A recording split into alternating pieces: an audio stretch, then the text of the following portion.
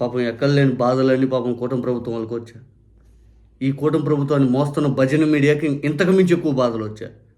ఎందుకంటే అరవ శ్రీధర్ది మర్చిపోదాం అనుకుంటే లోపు వెంటనే బీఆర్ నాయుడుది వచ్చాయి. బీఆర్ నాయుడుది పూర్తిగా రూపుమాపాలి, జాగ్రత్త చేయాలి, మాలిష్ చేయాలనుకునే లోపు వెంటనే ఈ ఏలూరు ఎంపీ పుట్ట మహేష్ యాదవ్ వచ్చారు, డ్రగ్స్ తీసుకుంటారు.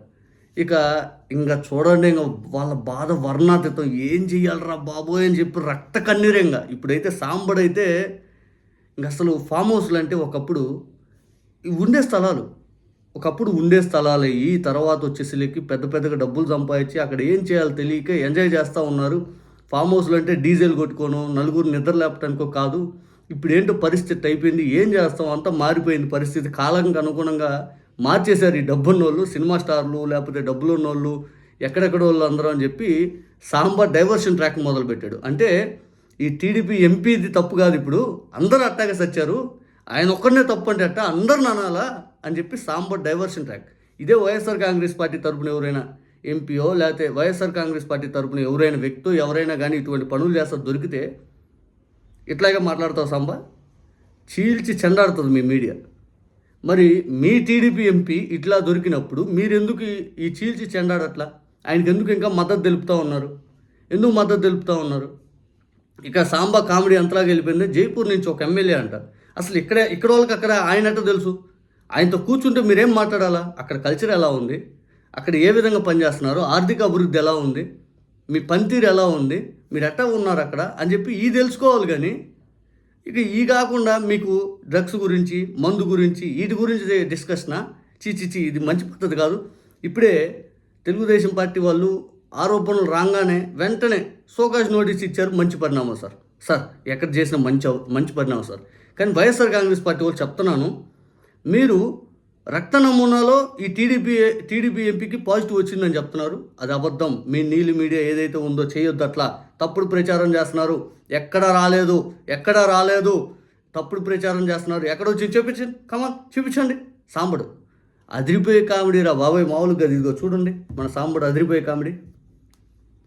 ఎన్డీపీఎస్ యాక్ట్ లో భాగంగా పుట్టా మహేష్ యాదవ్, అర్జున్ రెడ్డి, కౌశిక్ రవిలకు నోటీసులు జారీ. కన్జ్యూమర్లుగా ఉన్న తాము 45 రోజుల పాటు రిహాబిలిటేషన్ సెంటర్కి వెళ్తా ఉన్నారు. బ్లడ్ రిపోర్ట్ ఎవరిది రాలేదండి. బ్లడ్ రిపోర్ట్ వచ్చే వరకు అందుబాటులో ఉన్నారు.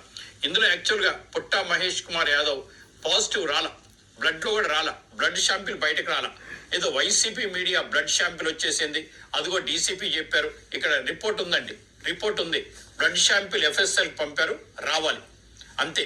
స్ట్రేట్ గా చెప్పండి సార్, లీగల్ ఎస్పీగా ఏలూరు టీడీపీ ఎంపీ పుట్టా మహేష్ కుమార్ యాదవ్ కి డ్రగ్ పాజిటివ్ వచ్చిందా లేదా?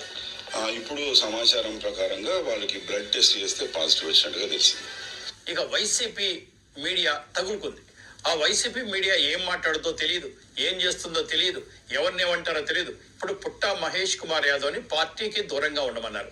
అలాగే పైలట్ రోహిత్ రెడ్డి కూడా ఎటువంటి ఆదేశాలు వస్తాయో చూడండి.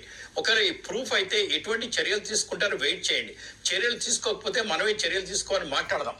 స్ట్రేట్ గా చెప్పండి సార్, లీగల్ ఎస్పీగా ఏలూరు టీడీపీ ఎంపీ పుట్టా మహేష్ కుమార్ యాదవ్ కి డ్రగ్ పాజిటివ్ వచ్చిందా లేదా? ఇప్పుడు సమాచారం ప్రకారంగా వాళ్ళకి బ్లడ్ టెస్ట్ చేస్తే పాజిటివ్ వచ్చినట్టుగా తెలిసింది. అర్థమైనా? ఇంతకు మించి ఇంకేమైనా ప్రూఫ్ కావాలా? స్వయంగా ఆ ఎస్పీఏ చెప్పారు, గిరిధర్ గారు. ఇప్పుడు ఉన్న సమాచారం ప్రకారం ఆ రక్త నమూనాలు టెస్ట్ చేస్తే ఆయన పాజిటివ్ వచ్చింది. యూరిన్ బదులు ముందు రోజు నిన్న రాత్రి వాటర్ ఇచ్చారంట. ఇంకా అందుకని ఆయనకి రాత్రి నెగిటివ్ వచ్చింది. పొద్దున్నే అనుమానం వచ్చి పోలీసు వారు రక్త నమూనాలు టెస్ట్ చేస్తే పాజిటివ్ వచ్చింది. ఇక వెంటనే సాంబడు చంద్రబాబు నాయుడు గారు సోకాజ్ నోటీస్ ఇచ్చారు. అద్భుతం సార్, చాలా అద్భుతం. వెంటనే కేటీఆర్ గారు ఇందాక ఒక ట్వీట్ పెట్టారు. ముందు కేటీఆర్ గారు ట్వీట్ చదవకముందు కేటీఆర్ గారిని అభినందించాలి, ఏదైనా కానీ అభినందించాలి అన్నారా. చివరాఖరు కేటీఆర్ గారు పెట్టిన ట్వీట్లో కొంతమంది అనవసరంగా బీఆర్ఎస్ కంటించే ప్రయత్నం చేస్తున్నారు, ఇది పద్ధతి కాదని చెప్పి కేటీఆర్ గారు ట్వీట్. దానిపైన వెంటనే కేటీఆర్ గారు ఇది మంచి పద్ధతి కాదు, ఎట్లా అనకూడదు, మీరు ఎట్లా అంటారండి, మీరు ఎట్లా అంటారు అని చెప్పి మళ్ళీ కేటీఆర్ గారి మీద ముందు మనోడే కేటీఆర్ గారిని అభినందిస్తాడు, మళ్ళీ వెంటనే కేటీఆర్ గారిని తిడతాడు వీడు సాంబా. అసలు ఆ డిబేట్లో సాంబా మాట్లాడే ప్రతి మాట నవ్వొచ్చింది. ఒకసారి చూడండి, లోకేష్ గారు వెళ్తే వరల్డ్ కప్ గెలిచారు అనే రేంజ్లో లేపారు చూడండి గతంలో. ఇప్పుడు ఆ వీడియో కూడా సేమ్ అట్లాగే ఉంది. ఆ వీడియోలో ఫైనల్గా సాంబా ఏడిపోయిందంటే పంజాబ్ ఉడతా పంజాబ్ అనే ఒక స్టోరీ తీసుకొచ్చి అక్కడ డ్రగ్ ఎడిక్ట్ అయిపోయి పూర్తి స్థాయిలో పంజాబ్ నాశనం అయిపోయింది. ఇప్పుడు మన దగ్గర కూడా నాశనం అయ్యే పరిస్థితులు వస్తున్నాయి. మనందరం జాగ్రత్తగా ఉండాలి. ఇది ఇట్లా కాదు, అసలు ప్రతి ఒక్కరు జాగ్రత్తగా ఉండాలి. యువత దాన్ని బారిపడకూడదు 5 అని చెప్పి లెక్చర్లు ఇస్తున్నాడు. మీ స్వయంగా ఇటువంటి లెక్చర్లు ఇచ్చే అధికారంలోకి వచ్చినటువంటి చంద్రబాబు నాయుడు గారు, ఈ లెక్చర్లు ఇచ్చే ఎంపీగా పోటీ చేసినటువంటి వ్యక్తి, వీళ్ళు పబ్లిక్గా డ్రగ్ కన్సూమ్ చేస్తూ దొరికినటువంటి మహేష్ యాదవ్ పైన పూర్తి స్థాయిలో రాజీనామా చేపించి పార్టీకి దూరం పెట్టడం కాదు, కొన్నాళ్ళు ఏదో తాత్కాలికంగా ఆర్ఓ శ్రీధర్ నుంచినట్టు లేకపోతే వాళ్ళు నుంచినట్టు ఇట్లా వీళ్ళు నుంచినట్టు ఊరకట్టు దూరం పెడుతున్నాం బిల్డప్ ఇచ్చి కోనేటి ఆదిమూలతో మళ్ళీ కలిసేనట్టు కాదు.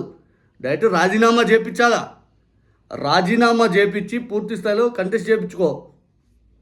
ప్రజలు యాక్సెప్ట్ చేస్తారు, వేరే వాళ్ళు ఉన్నాయి కంటెస్ట్ చేయించుకోండి. అంతేగాని డ్రగ్స్ బారిన ఎవరు పడకూడదు, డ్రగ్స్ బారిన ఎవరు పడకూడదు, సే నో టు డ్రగ్స్ అని చెప్పి రోజు లెక్చర్లు ఇస్తా ఇటువంటి వాళ్ళని కేవలం పనిష్ చేయకుండా పూర్తి స్థాయిలో అక్కడ పెట్టేసి వెళ్ళిపోతుంటే ఏం మెసేజ్ ఇస్తున్నారు? యూజ్ డ్రగ్స్ అని చెప్పదలుచుకున్నారా? యువతకు ఏం సందేశం ఇస్తున్నారు? ఇటువంటి లెక్చర్లు ఇచ్చే వాళ్ళకి ఏం సందేశం ఇస్తున్నారు? సాంబా మనం గట్టిగా అడుగుదాం, మనం చూద్దాం, అది ప్రూవ్ అయినప్పుడు. ఆల్రెడీ ప్రూవ్ అయింది. కాకపోతే అధికారంలో ఉన్నారు కాబట్టి వెంటనే స్టేషన్ బెయిల్ వచ్చింది. అదే సామాన్యుడికి వచ్చిందా? ఆయన పార్లమెంట్ సమావేశాల్లో పాల్గొనాలంటే ఏ విధంగా పాల్గొంటారు? ఆయన తప్పు చేసినట్టు పబ్లిక్గా అందరి ముందు ప్రూవ్ అయింది. ఆయన దేశపోయి మళ్ళీ పార్లమెంట్ సమావేశాల్లో కూర్చోబెడితే ఏం మెసేజ్ వెళ్తుంది పబ్లిక్కి? నిజంగా ఇది ఆంధ్రప్రదేశ్కి ఒక రకంగా సిగ్గుపడాల్సిన రోజు ఆంధ్రప్రదేశ్కి.